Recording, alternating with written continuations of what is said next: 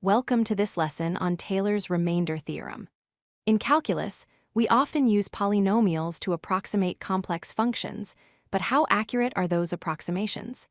Today, we will master the concept of error estimation, and specifically the Lagrange error bound to answer that very question. Let's start with a quick recap. A Taylor polynomial, denoted as p sub n of x, is constructed to approximate a function f of x near a specific center point.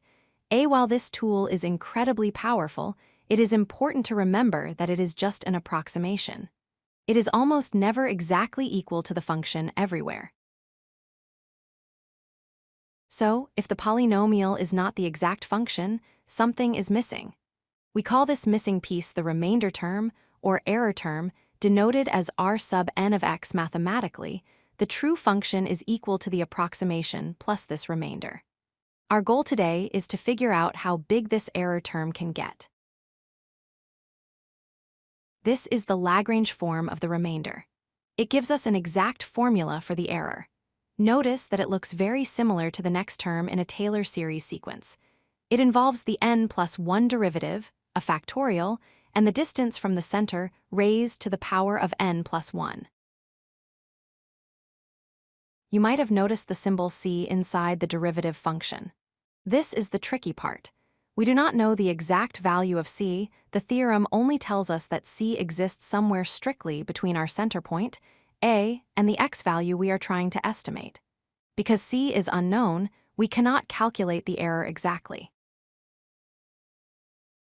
Since we cannot find the exact error, we look for a guarantee.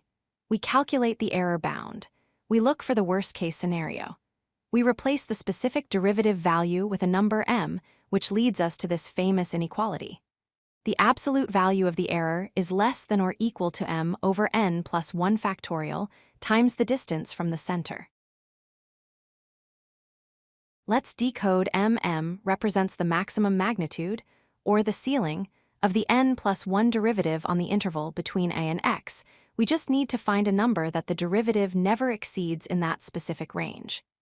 Any safe upper limit works, though finding the lowest possible m gives a tighter, better estimate. Here is a visualization of what is happening. The blue line is our actual function, and the red line is our polynomial approximation. Notice that near the center they are almost identical, but as we move away, a gap opens up. That yellow shaded region represents the error. The further you go, the larger the error typically becomes. Why do we care about this bound? It is a balancing act between accuracy and complexity. Increasing the degree of the polynomial reduces the error, making it more accurate. However, higher degrees require computing more derivatives, which is computationally expensive. The error bound helps us find the sweet spot, just enough accuracy without wasting effort. To summarize, Taylor polynomials are approximations, and the difference is the remainder term. We use the Lagrange error bound to calculate the maximum possible error. By finding the maximum value m of the next derivative, we can mathematically guarantee the precision of our results.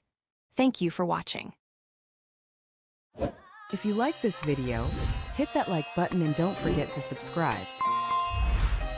Visit codelucky.com for more such useful content.